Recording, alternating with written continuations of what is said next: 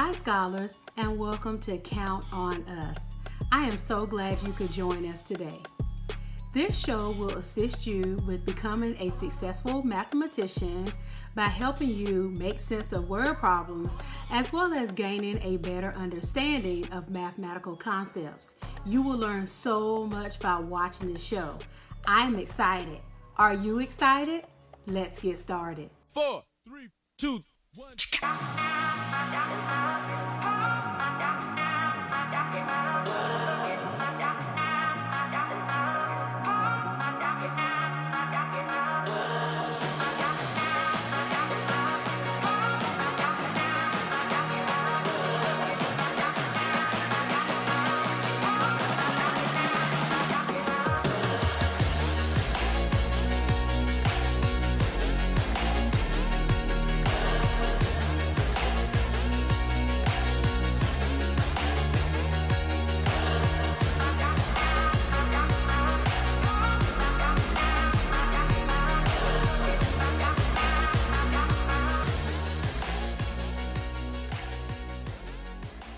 Welcome to Count on Us, Reasoning and Problem Solving, the Math 6 edition. My name is Coach Lewis, and I will be assisting you with becoming a successful mathematician. Today, you will be looking at Standard 6 RP3. By the end of our lesson, you will be able to say, I can use rate and ratio reasoning to solve problems. Now let's get started. Are you ready? Let's go! A machine in a factory makes chairs at a rate of 2 chairs every 10 minutes. How much time does the machine take to make 5 chairs? How many minutes would it take for the factory to fulfill an order for 32 chairs? Show your work or explain how you determine your answers. There are 2 questions to answer with this problem. We are going to complete each question together.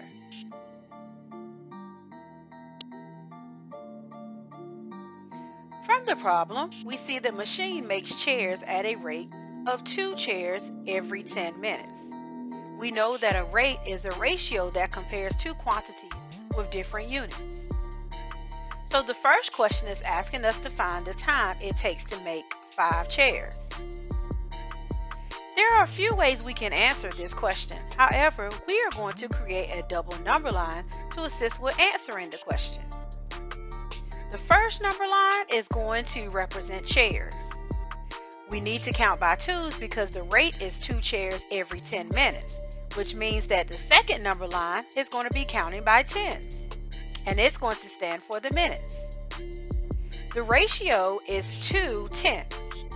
And it is circled to represent the rate 2 chairs every 10 minutes.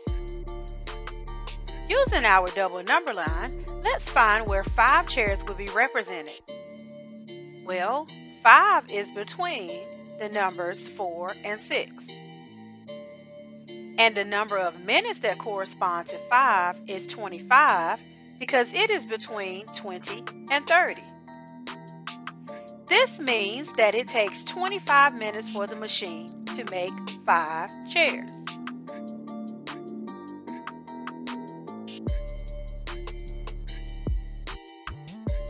Question 2 is asking us to determine the number of minutes it would take for the factory to fulfill an order for 32 chairs. We could try to extend our double number line. However, extending the double number line may be a less efficient strategy to solve this problem. A more efficient strategy would be to find the number of minutes the machine takes to make 1 chair and use that ratio to find the number of minutes for 32 chairs. Well, for 1 chair, it will take the machine 5 minutes. Wait, how do we know that? Because 1 is between 0 and 2. And 5 corresponds to the 1 because it is between 0 and 10. Okay. Now let's use this ratio and find the number of minutes for 32 chairs. To get from 1 chair to 32 chairs, I can multiply 1 and 32. And 1 times 32 is 32. Now I have to do the same thing to the 5. By doing this, I am creating equivalent ratios. So I multiply 5 and 32 to get 160. This means that it takes 160 minutes to make 32 chairs. Let's take a look at our next problem. It reads, Lupe bought 8 pounds of pretzels at a local wholesaler for $18. Her friend Charles bought 6 pounds of pretzels at the supermarket for $15. Charles thinks he got the better deal because $15 is less than $18. There's 2 parts to our problem, so we're going to take a look at part A. Is Charles's reasoning correct? Explain why or why not and show your process for determining your answer. We need to underline some important words or phrases to assist us with understanding a problem. So, I'm going to underline that Lupe bought 8 pounds and she paid $18. Charles, he bought 6 pounds. He paid $15. And then I'm also going to underline that Charles thinks he got the better deal because $15 is less than $18. That's very important too. We need to think about how we would go about solving this problem. Well, first we need to find the unit price for both Lupe and Charles to determine who got the better deal. Do you remember how to find the unit price?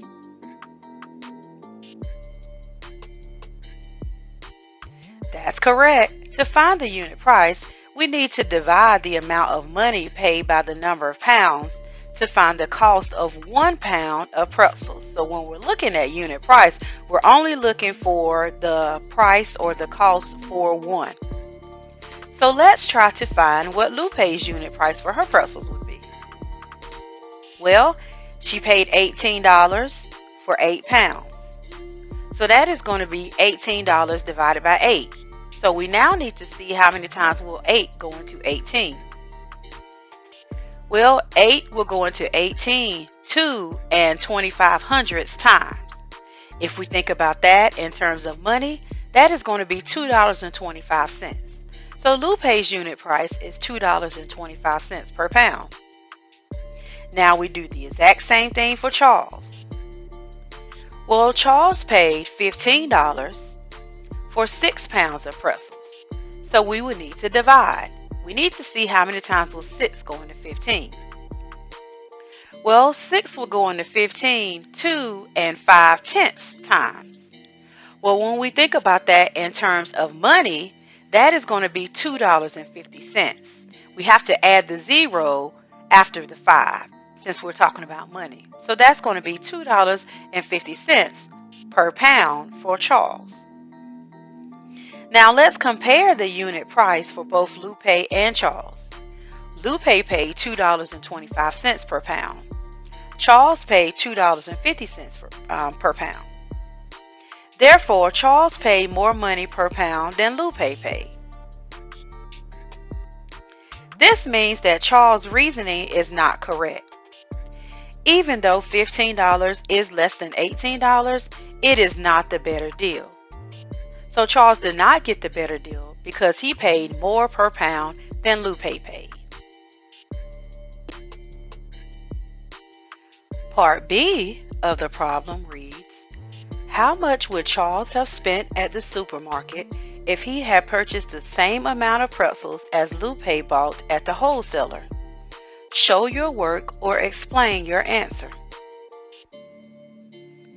Using the unit price for Lupe and Charles, we can find the amount of money Charles would have spent at the supermarket if he purchased the same amount of pretzels as Lupe bought.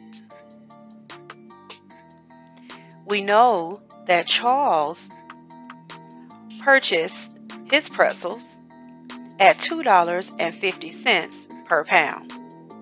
And that is his unit price, $2.50.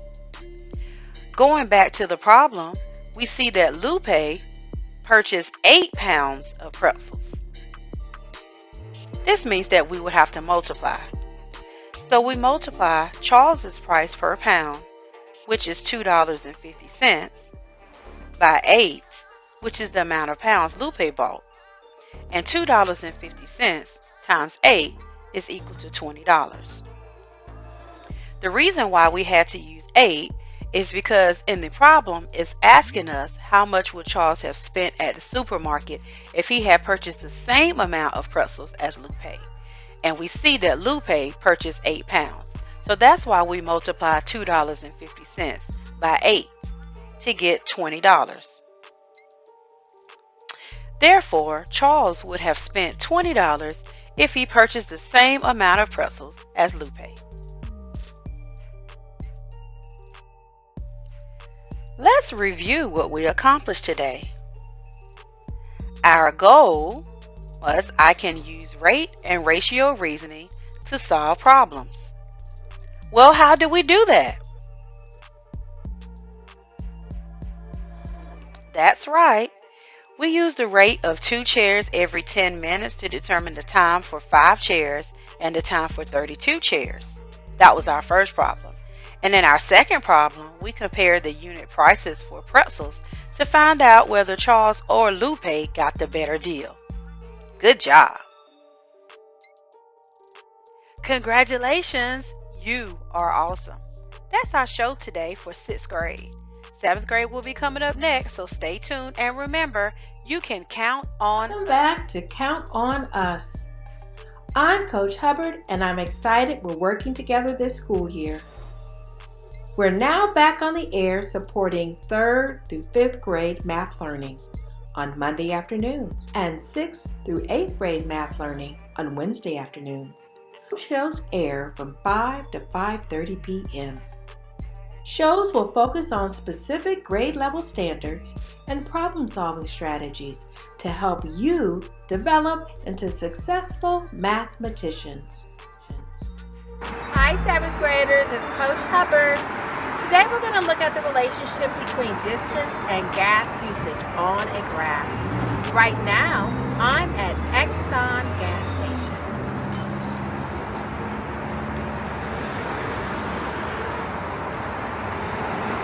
I'm about to fill up my car with 5.5 gallons of gas for a road trip.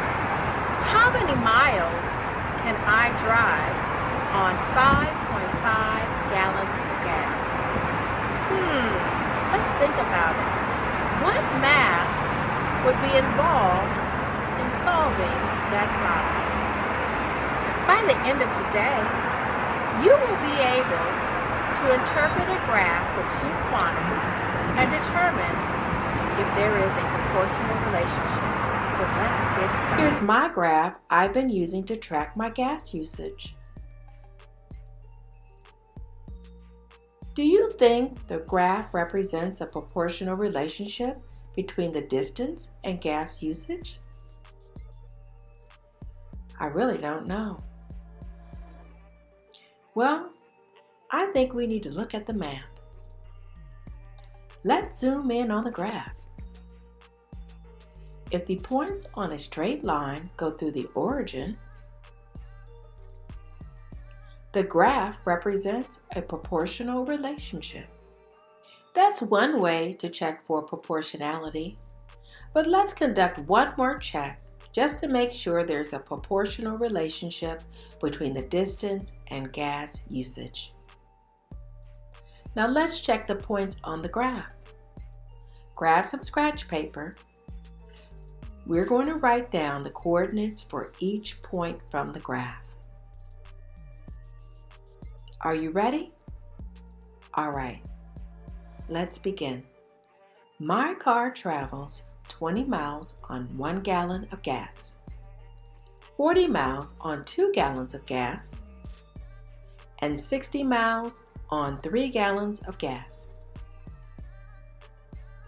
Remember, when x is 1 and y is 20, this is your constant of proportionality, k.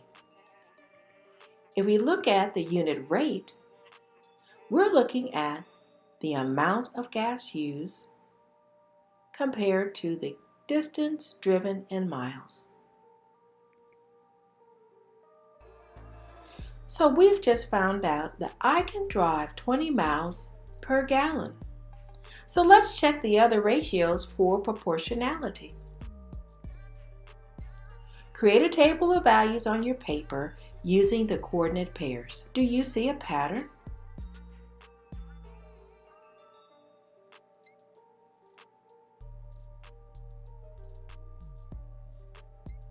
Now divide the number of miles by the gallons of gas in the table. What's the value of the second and third ratios? We know the first ratio is 20 miles per gallon. Go ahead. I'll give you time to try on your own. You're right. The second ratio on the table, 40 miles divided by 2 gallons, equals 20 miles per gallon. The third ratio, 60 miles divided by 3 gallons of gas, is equivalent to 20 miles per gallon. We have equivalent ratios, so we can say the graph represents a proportional relationship. Remember at the beginning of the lesson, I was at the gas station and I pumped 5.5 gallons of gas into my gas tank. Now I need to figure out how far can I travel in my car on 5.5 gallons of gas. I think I'm going to use the graph. First, I need to figure out the location of 5.5 miles on the x-axis. I'm going to use estimation. So I looked at the graph and I found the location of 5 gallons of gas and 6 gallons of gas. And halfway, I drew a vertical line. Let's see what location on the y-axis corresponds with 5.5 gallons of gas on the x-axis. 5.5, 110. So my car travels 110 miles on 5.5 gallons of gas. Let's double check the two ratios for proportionality. I'm going to find the quotient of 20 divided by 1 and see if it's equivalent to 110 divided by 5.5. They're equal. Those ratios are equivalent. To review today's lesson, I've created a proportional checklist. So let's get started.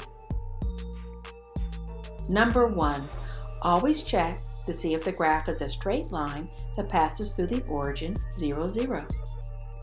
Number 2, identify the coordinates for each point on the graph. Number 3, divide the y coordinate by the x coordinate to check for equivalent ratios.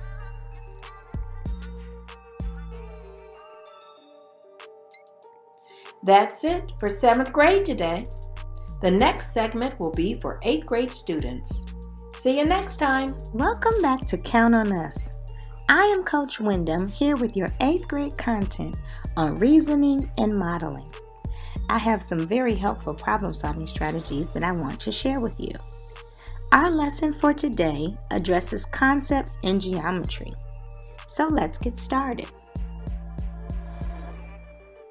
The strategy that I want to highlight today is the SOLVE method. The SOLVE method is a modeling strategy that is used for unpacking and solving word problems. Each letter indicates a step that you have to complete when reading and solving the problem. S, study the problem. O, organize the facts. L, line up a plan. V, verify that plan. And E, evaluate your answer. 8th graders, by the end of today's lesson, you will be able to say, I can use the SOLVE method to understand and solve real-world problems about the Pythagorean theorem.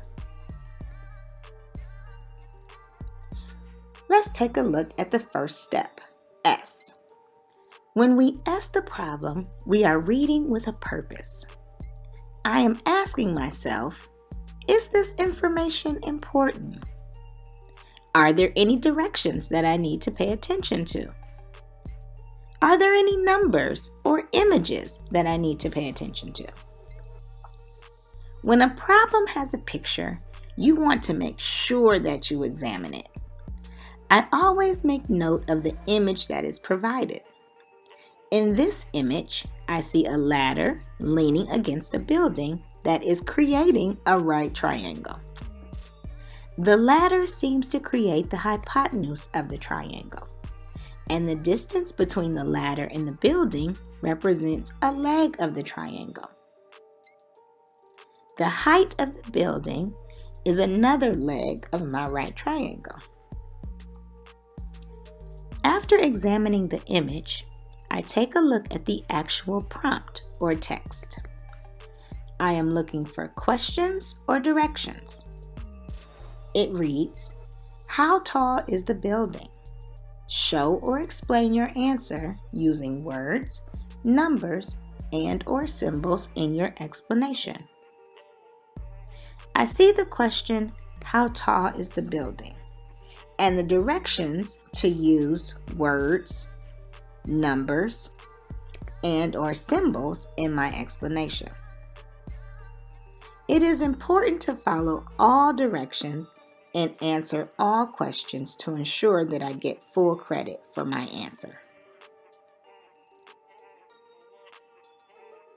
Let's go on to the next step.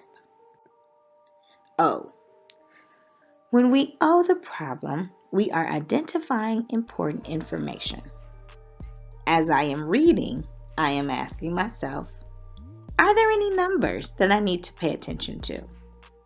Are there any details that will be helpful for me to solve the problem? The first piece of important information is that the ladder is 13 feet long, which would be my hypotenuse of the right triangle. Another important fact is that the ladder is 5 feet away from the building, which is a leg of my right triangle. And I know that I'm looking for the height. Let's keep going. The next letter in the solve method is L. When we L the problem, we are determining what operation or operations are needed to solve the problem. As I'm reading, I'm asking myself, are there any words or symbols that tell me what operation or operations I need to help solve this problem? I remember that Pythagorean theorem is a method used to find missing sides of a right triangle. As I stated before, when we ask the problem, the picture is just as important as the question itself. I see that the ladder is 13 feet long, which is the hypotenuse of the right triangle. In the Pythagorean theorem, the hypotenuse is represented by the variable c. Then I see the ladder is 5 feet away from the building, which is a leg. Legs are represented by the variables a or b. In this instance, we're going to use the variable a. In order to find the height of the building, I would be looking for a missing leg. We will use the variable b in this case. Pythagorean theorem is a squared plus b squared equals c squared. I need to set up my equation by substituting in my known information. I'm using 5 for A and 13 for C. Now that I have substituted my information, my equation reads 5 squared plus B squared equals 13 squared. I know that I am solving for B, the missing leg of the right triangle. Let's see if our plan works. The next step in the solve method is the V. When we V the problem, we are doing the work needed to solve the problem. The distance between the ladder and the building is 5 feet, which is a leg of my right triangle, A. The height of the ladder is the hypotenuse of my right triangle, which is C. I am using the equation for Pythagorean theorem to solve for the height of the building, which is the missing leg, B. According to the Pythagorean theorem, I have to take the sum of the squares of the legs in order to get the square of the hypotenuse. Let's do some work. We begin with the equation a squared plus b squared equals c squared. And we know that A and B represent the legs of the right triangle, and C represents the hypotenuse. So I have to substitute my values in for what I have in my equation. I use 5 in place of A and 13 in place of C. My equation reads 5 squared plus B squared equals 13 squared. Now, the goal when solving for a variable is to isolate that variable first. So when we isolate variables and we are solving equations, we have to use inverse operations. So let's see what we have.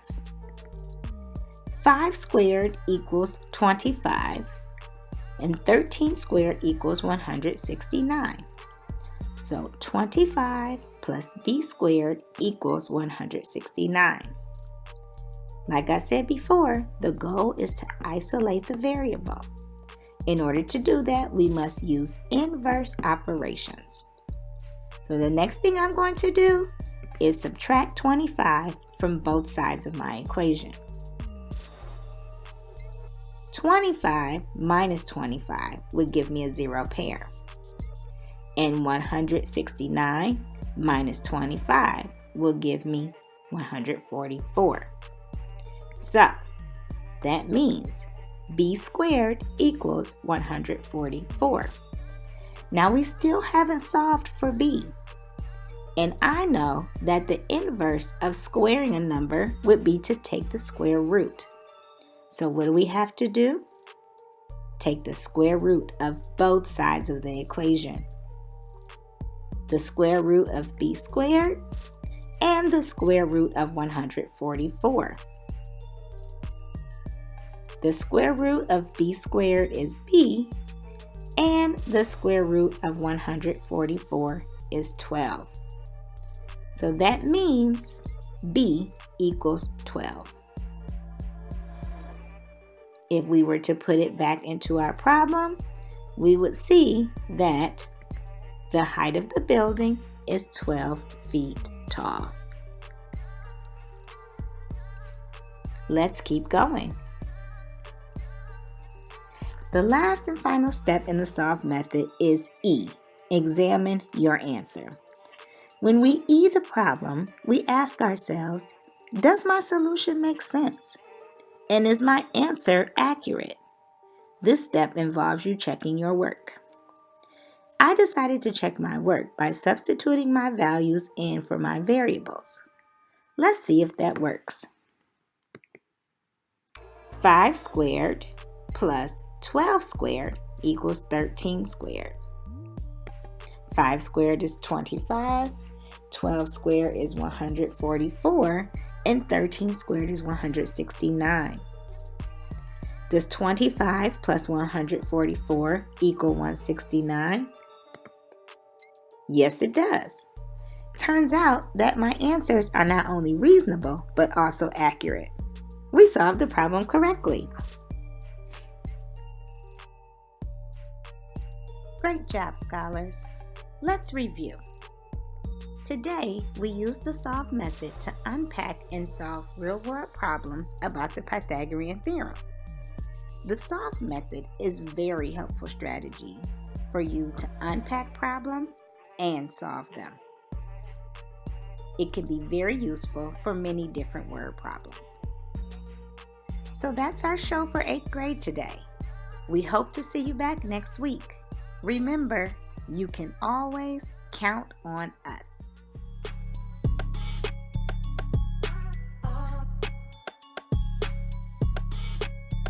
Hello and welcome to Count on Us. This is Coach Brenner. Today we're going to be looking at some of those online tools your students, your children, are going to have to be using for the MCAP. So as parents, you guys are able to help your children visiting some of these websites, practicing these tools, some other strategies that'll come up along the way. But these are some things that you can do to continue to support your children during this distance learning, whether we're back in school and with hybrid programs where kids are there a couple days a week, or if your child is still staying at home. These are things that you can do as a parent to help. Now remember, in our last video, we went to the MCAP website. All right, so with that, we're going to return there. And if this is the first time you're seeing this, we'll go through the steps, how to access this and how to get through it. So stay tuned. Today, we're going to be going over some of those MCAP strategies for parents to be able to help their children at home, but also for those students and those children to be able to work from home and just because we're trying to do our best. All right, so this is our quick review. If this is the first time you're seeing this, if you saw our first video, to get to the MCAP website, you can go into Google and type MCAP, and you can find the Maryland Comprehensive Assessment Program, or you can type in support.mdassessments.com in your web browser. So support.mdassessments.com in your web browser. When we're here, you're going to scroll down here. We're going to click on test preparation. You're going to go to practice tests. And what we're going to do here is, one, we know we're working with math. So we'd click on math practice tests. So we click on our math practice tests. And then when we get here, last time we had clicked on 3rd grade. Today we're just going to click on 4th grade.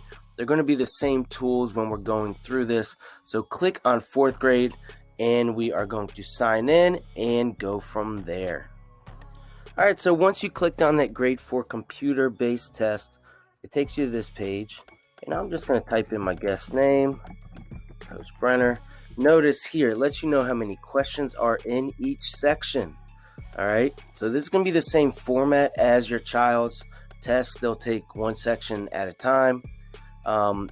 And there might be different numbers of questions in each of the sections, but it's going to kind of have the same type of format in terms of non-calculator or calculator sections.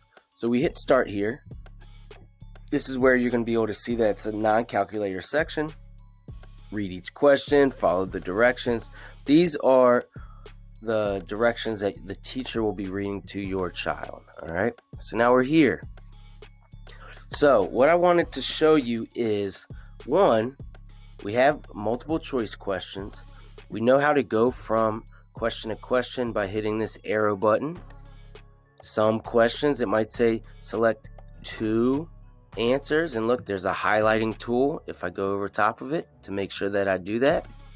There are going to be some fill in the blank questions. This is where using your paper, your scratch paper, and all of that will really come in handy in terms of being able to see what work you did and see what work you still need to work on. I'm actually going to give you guys a strategy with scratch paper at the end of this video today. All right, so let's go back to question 1. If we're here, one of the tools that I went over before is the answer eliminator tool. So it says which expression has the same value of 1,435 divided by 7. So we can take our answer eliminator, and we know that there's a couple of these that are going to definitely be too small. So which ones do you think are going to be too small here? All right, so we're trying to see which ones were too small. If you look at A, B, C, and D, we know that we're dividing 1,435 divided by 7. Would it make sense if we did 14 divided by 7, which is 2, plus 35 divided by 7, which is 5? Do you guys think that would make sense, where we'd get 2 plus 5 equals 7? Now we know our number is getting smaller, but do you think that's going to get that small? Probably not. Okay, so we're going to eliminate that. So 14 divided by 7 in B is 2, minus 35 divided by 7, which is 5. Would 2 minus 5 make sense? Definitely not make sense there. So here we're going to be left with C or D to figure out what 1,435 divided by 7 is. So now we come down to, and it's either going to be C or D. We're not going to actually go over or say what the right answer is, because I do want your children to work on this at home. But this is one of the tools that you can use in order to help eliminate some answer choices, because here we have a 50-50 chance of getting it right. Instead, if you had all 4, you'd have a 25% chance of getting it right. Now, if for some reason you're not sure about this and you did not choose an answer yet, you can bookmark this question. So what it means when you bookmark it, it will take you back to this question. So let's just say I went through all the questions. I didn't necessarily answer them, obviously. But at the end, if you say submit, I'm going to get to my submit. I hit submit. Notice it says you have a bookmark. So I want to leave no. So I want to go back to the bookmark. It says bookmark question 1. It will take me directly back there. So let's say I bookmark 3 or 4 questions. It would give me those questions to choose from so I can go back and answer those questions. So one of the tools that is new today is this bookmarking tool. So make sure that using that if you have a question that you're not sure of. Now, if you click review here, review shows you all of the questions that aren't answered and also the ones that are bookmarked. So let's just say that I answered this question here and I just chose D. Let's just say I did. And I go to the next problem and I hit review. Notice it shows that 11 are now not answered out of the 12 that I answered question 1, but question 1's still bookmarked. Okay, so just because I answered it doesn't take that bookmark away. So one of the strategies that I always used with my students is using their scrap piece of paper, but also being able to organize it. If you just give students scrap piece of paper, your child, sometimes they're just scribbling their answers all over. They're not necessarily organized. And if you bookmark a question and you need to review it and go back like we just talked about, staying organized is really important so you know the work that you did before. So one of the strategies I always did was you take your scratch piece of paper. This for parents, teachers, or students if you're using this in your classroom, right? You fold it long ways in half, and you fold it in half long ways and look like this, right? And now you just do 2 turns over. So you do one,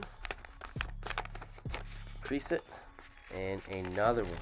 And what this is going to create for you guys is nice little squares for you to do your work. And now obviously if you need a little more room, that's fine. But what I do is I would tell my students on the front to number 1, 2, 3, 4, 5, 6. And then you flip it over, number this, 7, 8, 9, 10, 11, 12. And if you noticed in the 4th grade section, the most questions that were there was 12. If for some reason you have more questions than 12 during the MCAP section, any of them, you could have another scrap sheet of paper.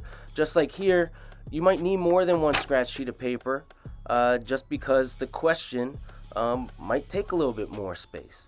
Some questions you might not even need to use that area, but what I would do, and my suggestion always is, to put your answer in there. So for instance, if you already know that the answer was C, because you already knew it, you added it up, or it was just something that you knew, I would still show my work here and put the answer C or the answer to the question, so that when I'm going back through and I'm checking, I can remember, oh yeah, that's why it shows that answer.